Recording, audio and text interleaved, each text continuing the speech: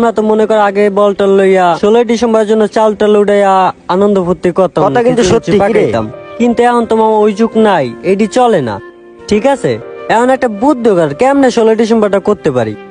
কথা তো ঠিকই কইছস, প্রতি বছর 16 ডিসেম্বর কিছু না কিছু করি আমরা, কিন্তু এখন তো ওই বয়সটা নাই। আগে ছোট ছিলাম, চাইল চুল উড়াইতাম, মানুষ খুশি 1000 টাকা দিত। এখন তো বড় হয়ে গেছি কেন মামা, সবকিছু করা যায় না। তারপরও চল এলাকার দিকে যাই, দোকানপাটে যাই, আর এলাকায় পোলাবেনটা আছে, রিস্কা মিস্কা দেই, কি করা যায়, যতটুকু পারি পোলাবেনের তো উড়াই। ভাই, আমরা যদি মানুষের উপর এত জুলুম করে টাকা উঠাই, বিষয়টা খারাপ দেখা যায় না? এটা করলে মানুষ কষ্ট পাবে।